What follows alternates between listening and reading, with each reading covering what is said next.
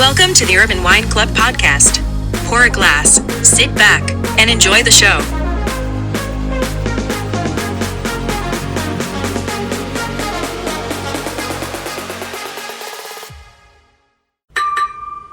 Hello, everyone. Welcome to another great episode of the Urban Wine Podcast. I'm your host, Fotios, and with me always, the wonderful Claudia Linksman. You said it right. Excellent. Thank you. And Claudia, as always, such great episodes, some fun, interesting circumstances with our guests, wines that we drink, wines that we love. But more importantly, we have a very special guest with us. Tell us what's going on today in this episode. I'm saying the winery name. You just practiced it for five times. Alessandro. We have Alessandro here with Vallepicciola. Vallepicciola. Italian course is going to be next on our to-do list. Well, as we said, we're going to learn more Italian, right? Exactly. But again, thank you very much for joining us. It's an honor to have you here. We've learned lots and lots about your property, your wines. We're going to have some of your wines as well.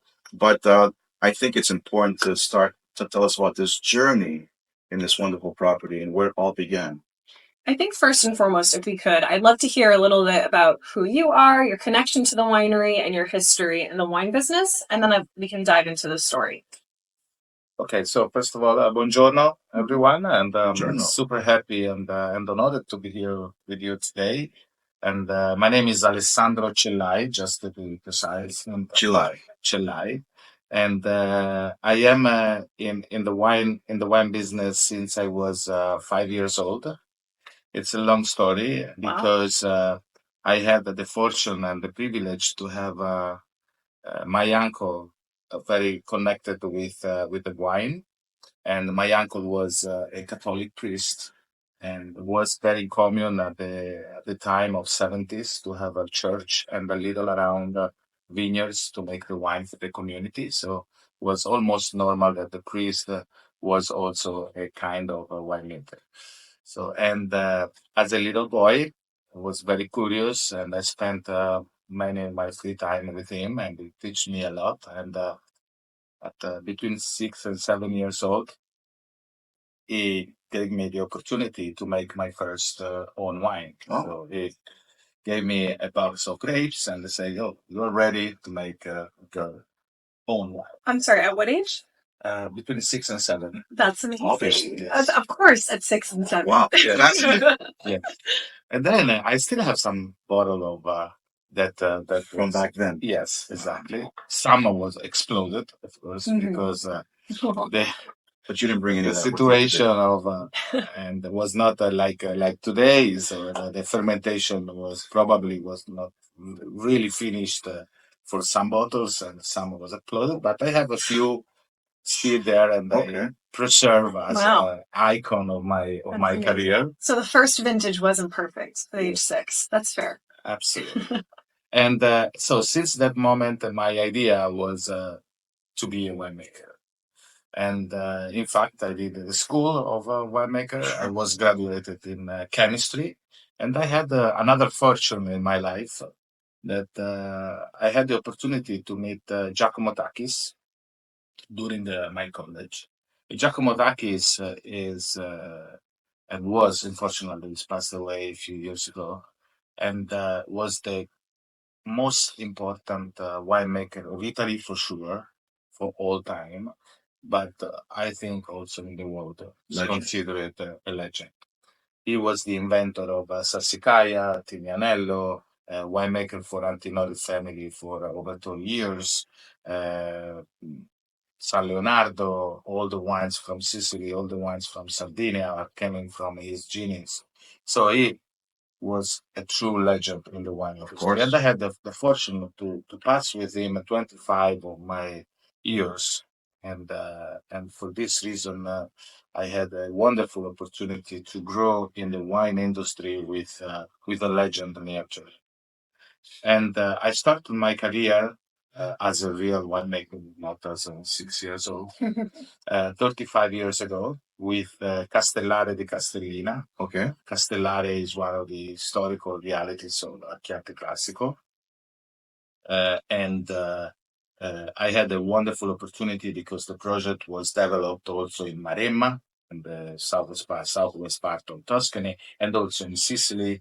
I had the opportunity to make a very important career there. And after 27 years of that beautiful career, I decided to modify my uh, level of connection with Castellare, passing from a general manager and winemaker and president of the company to a consultant.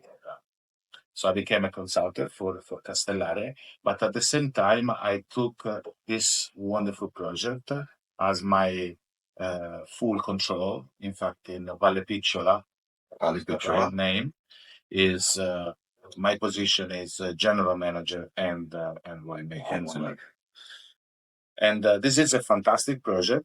This is located in the southwest part of Chianti Classico. Chianti Classico is it's a very prestigious area in the heart of Tuscany. Yes.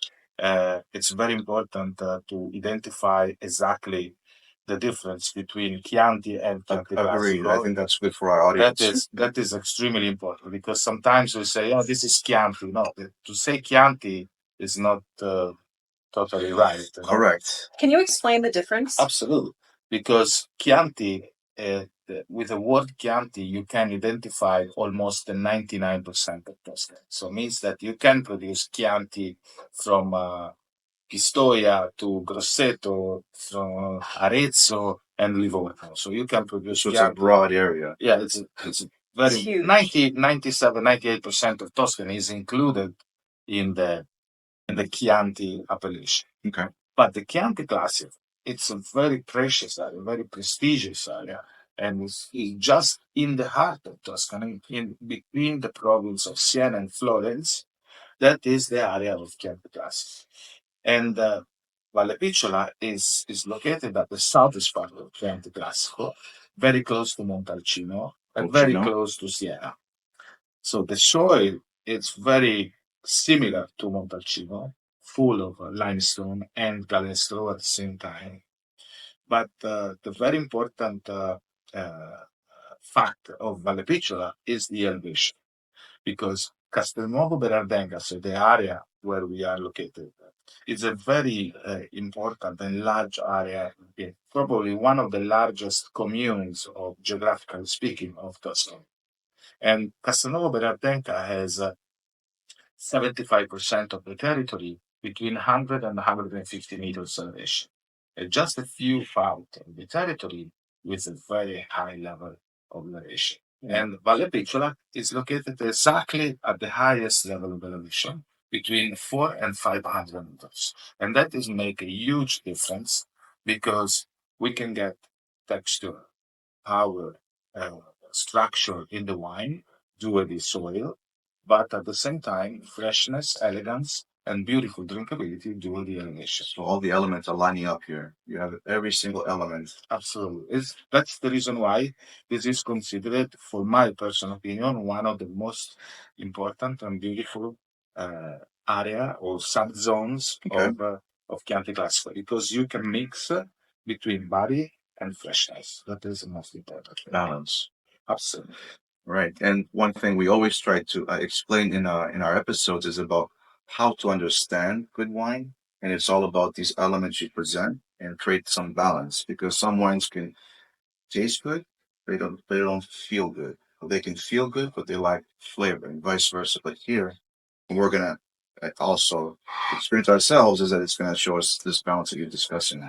Just to answer to your first question, is I want to bring on the table the column of the philosophy of Giacomo Takis that also became also my philosophy of winemaking.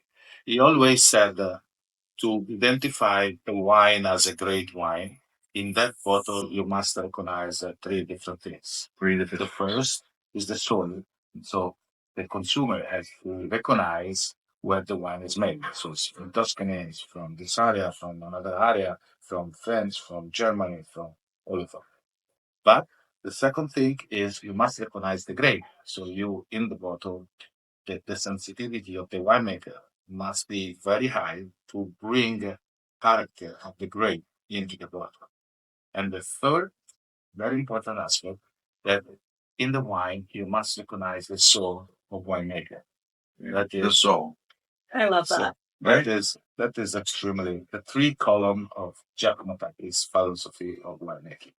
This speaks to something we've talked about a lot with younger generations not knowing much about wine or gravitating towards other products like RTDs, white bars, etc.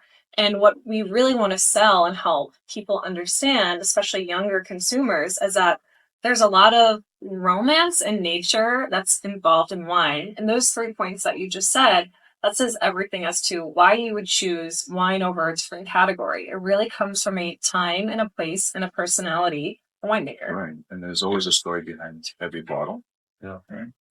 And another very important value of Vallepicciola is the sustainability. Sustainability. And all of our bottles are reporting on the back label the certification of sustainability. We are one of the few wineries to get for this very important certification because it's very hard to get this kind of This certification, Alessandro, is not just because some of the certifications that consumers will look for is obviously certified organic, but sustainability is also a whole different level, right? It's 360 degrees. 360 So, degrees. Organic is just a segment A part of it. of that idea.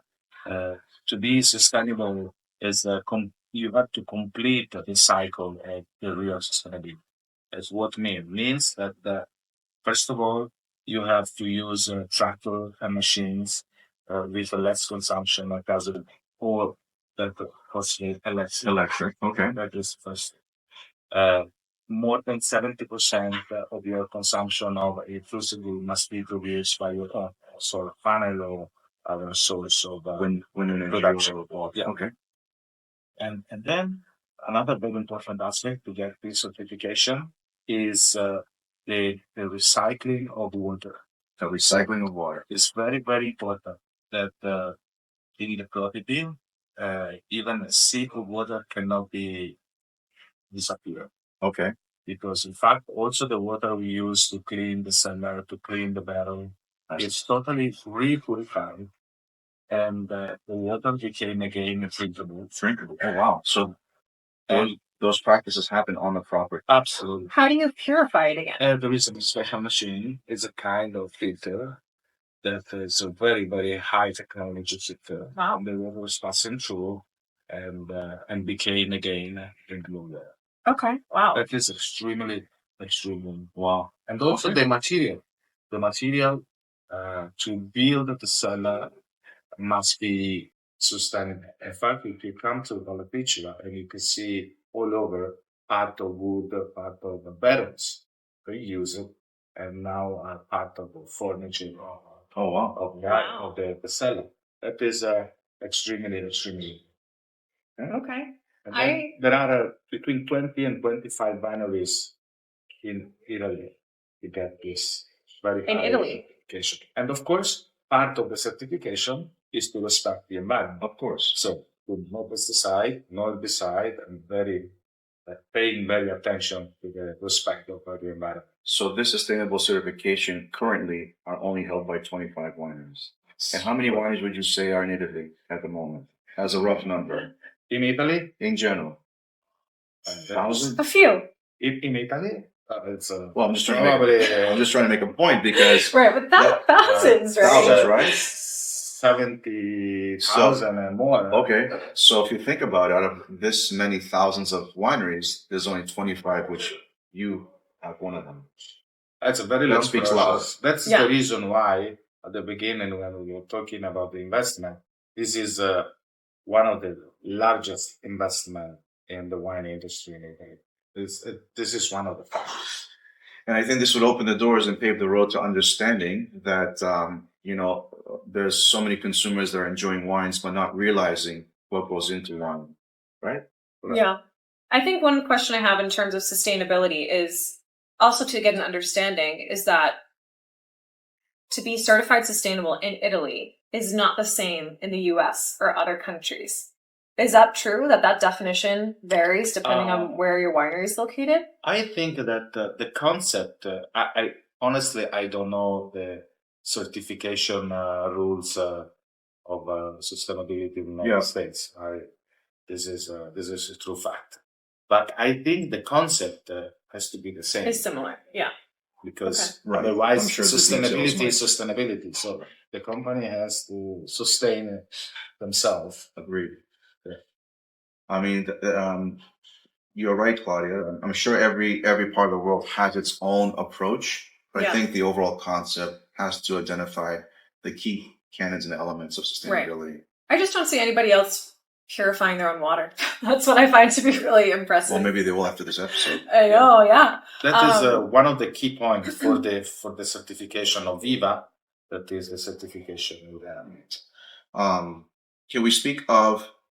You brought 3 selections with us here. Yes. Can we speak of the selections that are here on the table with us? Absolutely. So I think here we have 3 wonderful representation of my idea of winemaking in Vallepicciola, because we have here Chata Rosso, that is considered our Super Tuscan. Super Tuscan. And the Pieva Chata. Alessandro, if I can stop you right there for a second. You just mentioned a key word. We've discussed this word plenty of times. Super Tuscan. Yeah. Which is a term that's being used often here. But is it used also in Italy? Yeah, absolutely. Okay. Absolutely. And is there something that we can speak up to the audience that makes it understand what a Super Tuscan is? That is a good question. First of all, to identify Super Tuscan, it's very important to know that it's not an official classification. Non-official classification. Okay. So Super Tuscan became a common use in the beginning of 70s, middle of 70s, something like that. When then in the approach, the production in Tuscany was in 2 different lines, or Chianti Classico, Brunello di Montalcino, Nobile di Montepulciano. So the wines inside of a classification, appellation, or Vino da Tavola. Okay. That was the only 2 possibilities that the producer at that time had to produce wine. But one day, when in the beginning of 70s, when first important approach of Italian wines will arrive in United States, some of the journalists, very important journalists of United States, they identified a little problem to classify top wines as a table wine, because table wine in the idea of everybody is super cheap, super not really agreed. Top wine and nothing special. No. Mm-hmm. And so the journalist decided how we can identify and we can separate the really table wine from the table wine as identification in terms of classification, but with a very high level of quality. And they classified as Super Tuscan, so means the best expression from Tuscany outside of the classification. And this was brought on by a journalist. Yes, by a journalist. By journalist. Okay. And so since that moment was became as a popular use the terms of Super Tuscan when we have to classify a wine outside of the appellation for different reasons, not necessarily that is outside of the appellation because it's not allowed to be in the appellation. Sure. Could be the idea of the producer who decided that this is an example. Vallepicciola Rosso is 100% Sangiovese, could be a Chianti Classico, could be a Riserva, could be a Gran Selezione, but we decided to keep outside for our idea. The same of the Sodi di San Color and the other good wines I make in my career.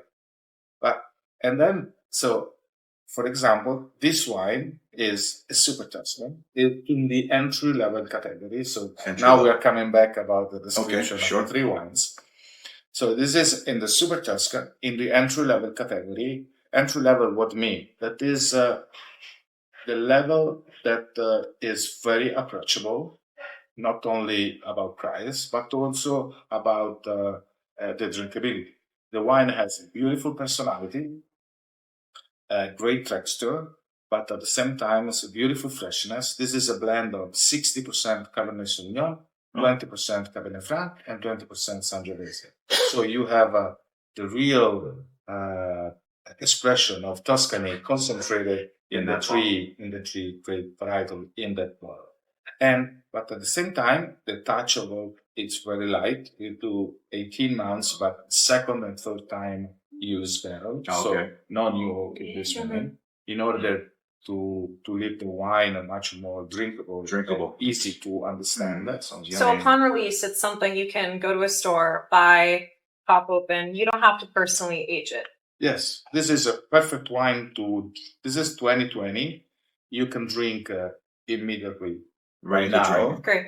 But you can keep also for a few years if you want to save and to understand how the wine can be evolved in the years. But the beautiful thing of this wine that you can open the bottle and you can enjoy. This is a very, very food friendly.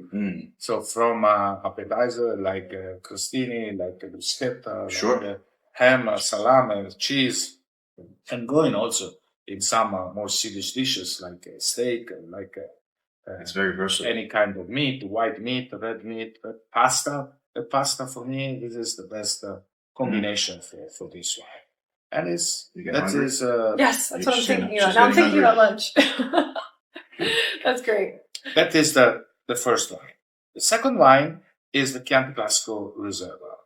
So now we are inside of the denomination. The denomination is Chianti Classico, and the Chianti Classico is the denomination with three different levels: Chianti Classico, Chianti Classico Reserva, and Chianti Classico Gran Selezione. And the difference? The difference is Chianti Classico is the wine that the minimum requirement of aging is 12 months in the cellar before to release. That is the minimum requirement.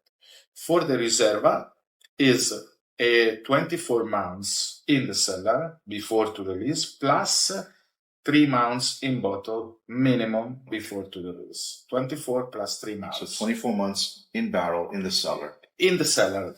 Doesn't matter if you use French oak, if you use concrete. The most important thing is to classify it as a Reserva. Got it. Must be 24 months in the cellar plus 3 months in bottle before to release.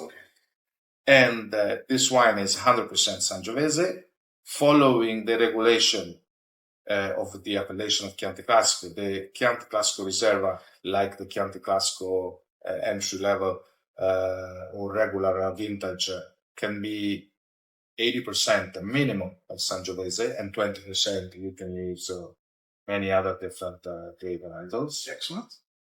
But of course, you can use 100% Sangiovese. So, and I decided to use 100% Sangiovese because for me, using 100% Sangiovese is the best situation to bring the real character of the combination between soil and grape varietal. Because Sangiovese, it's a very sensitive grape varietal. It's almost like a Pinot Noir.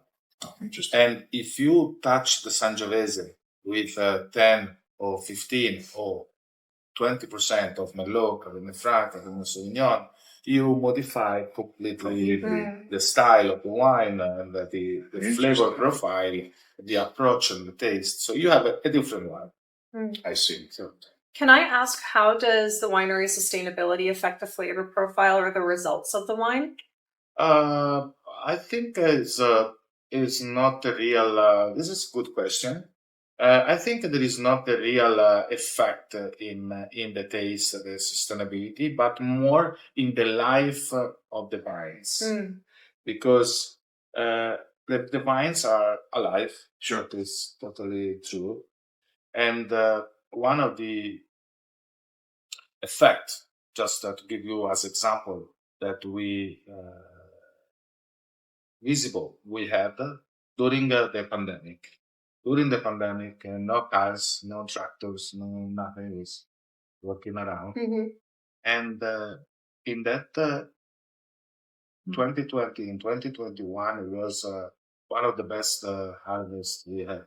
Wow. Interesting. So the reaction of the vines to this quiet No one was And messing so with Mother these Nature. was really, really Interesting. beautiful. Amazing. Okay, so Okay. I just to come back to your question. So I think that the sustainability is not a direct effect in the taste of the wine in the sense of flavor profile, but in terms to give a better life to the wine. And of course, the effect into the wine is to have wine with a better complexity, with a higher potential legibility. That is a total fact. It's very important. Before to go to the last one, the Chianti Classico. Chianti Classico is in our idea of Chianti Classico Reserva. We fermented concrete. Concrete is it's extremely important to give complexity and roundness and wonderful attitude for wine to be in the best shape. Cement is. Cement, concrete, yeah. And the main difference between concrete and stainless steel is that stainless steel is a material extremely rich of electrostatic charge. The electrostatic charge make the wine very nervous. No? It's like to plug to the person. You put your finger in the plug. Right. And you continuously 24 hours a day. So the person is I'm stimulated. glad you put that into perspective because that starts to make a lot of sense. Yeah. And for this reason, for the entry level category, it's fine because the wine is drinking in a short time. But for the wine that you consider for medium or long agibility, so the peace and the roundness and the beautiful complexity is the key of success in terms of quality. And so this wine, and like the next one, doesn't touch stainless steel, never. So this is fermented in concrete, and then 24 months in French oak, and then 3 more months in concrete, and then bottles, and then 3 more months in bottle, and then 4 months. So what's the ageability? This wine is between 20 and 25 years. Oh my God. This is a very important wine. So it's classified as a Reserva. The Reserva is the perception of the Reserva. When you buy a bottle of Reserva, the expectation is higher than the regular one. Right. Okay. And what's in our glass? The glass, you have the Reserva. Okay. Well, And Can we? just to be to classify a wine as a Chianti Classico or Chianti Classico Reserva Gran Selezione, this is the stem is a government stem. Yes. But it's classified DOCG. What means DOCG? DOCG means di origine controllata and garantita. It means that there is the guarantee from the government that the wine is responding to all the requirements from the regulation. Okay. This leads me to a question that Foti and I had for you. Yes. Should we cheers really quick? And And try the wines. Salute. Thank you. Thank you for being here. So starting from the nose, you have a beautiful blend and mix between the flavor profile of the grape, Sangiovese, flower, little herbal notes in terms of rosemary that you can find working in the vineyards in the Chianti Classico. At the same time, a little touch of spice. The spice comes from the French oak, and the beautiful complexity in the mouth. The wine is outstanding. Yes, outstanding. Everything you just said and more is definitely happening. And the key word earlier, balance. You just it's all there. Yeah, that's really good. And the last one that is the top expression of Sangiovese we produce.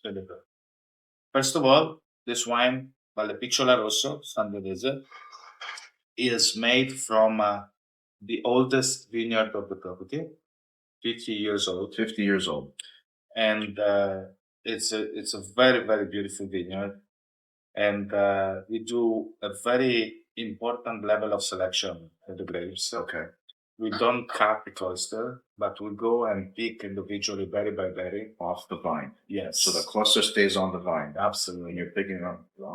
In order to make sure that all the perfection, and in terms of color, in terms of size, in terms of weight, in terms of maturity, in terms of sugar level, must be perfect. Speak about being hands-on. I mean, I don't think I've ever come across a approach this way where you just go right off of the cluster. Yeah.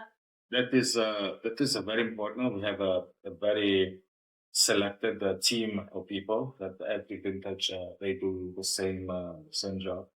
This is extremely important because the people must be with the attitude to. Of course, we teach them every single vintage in order to refresh the mind. When we are close to pick the grapes, but it's extremely important that every people must be very sensitive.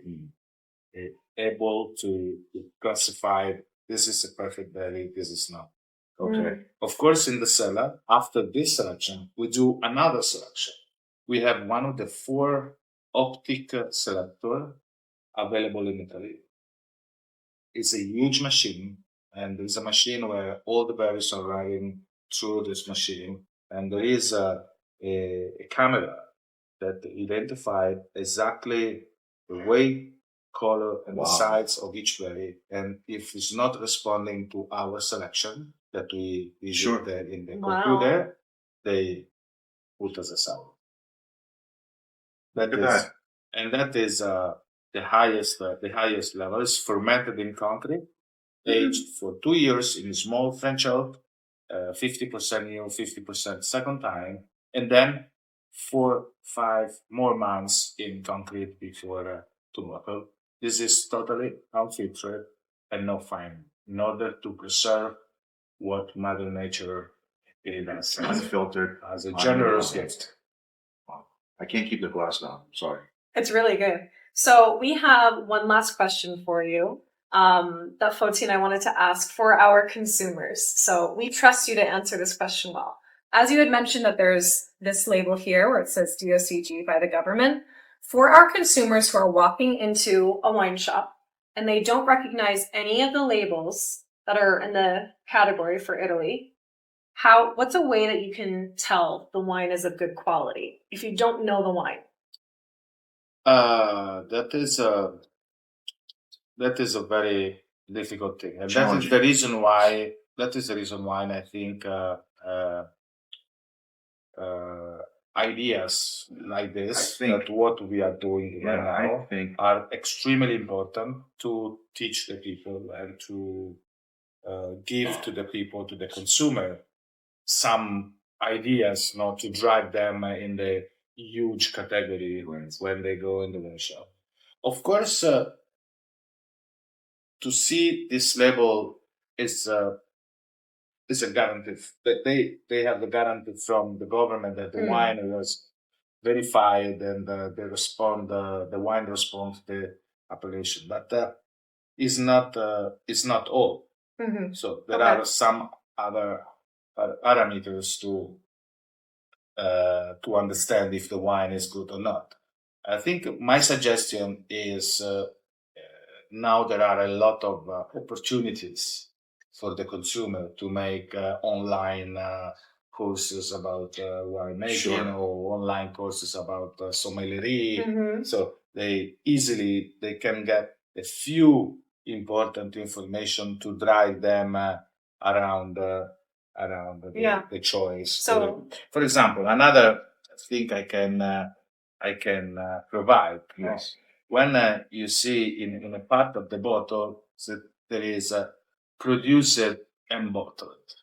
In some wines, there is only bottled. I see. So that is another little information that you can identify that if it's produced and bottled, means that the wine is 100% made from that product. Okay. So no wine arrived from a different producer, no grapes arrive from different producers. So it's a state produced. Okay. This is a little signal that All right. there is That's a good attention, there is attitude to the property to make the entire production in the bottle. So if a winery bought grapes from another winery, they Cannot can't say that.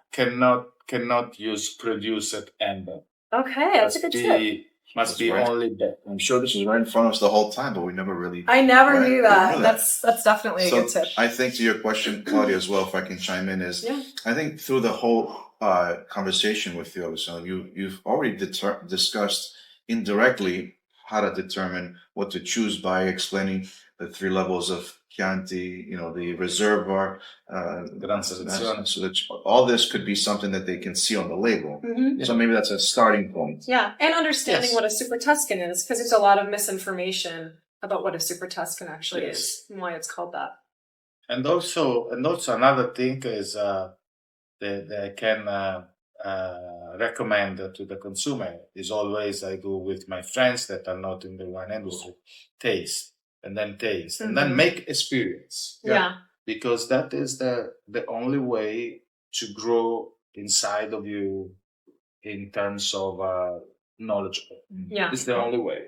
Because or you are a professional, or otherwise if you are in another business, so the only possibility you have to taste and say, yeah, maybe I choose this denomination, Chianti Classico.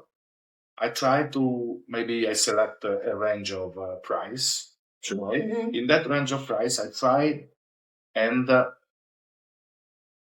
many different producers. Try five, Trying to same make, price. and of course, now much more than before in the store, you have normally a professional able to drive the consumer. So try this, try that. That's the reason why with our dear distributor and importer, Boston Wine, we do a very important and massive activity to implement the knowledge of our customers. So our customers are restaurateurs and one shop, of course, directly. And then to make staff training and to make this activity of that is extremely important to let them the opportunity to pass this information to the final consumer. That is the idea of our the target of our. Right. I agree. I think that's super important, right? Yeah. Work in progress, constantly being in front of people, tasting the wine, providing experiences. Because at the end of the day, I think what's in our glass and what's in the bottle is always enjoyed with good food and good company. Absolutely. Yeah. And then also another beautiful thing is to understand which is the best food with that wine, for example. No? So then, in fact, in our education program, we try to give to our customer the idea of a combination between this wine, and this wine, and the other wine. That is very, very important.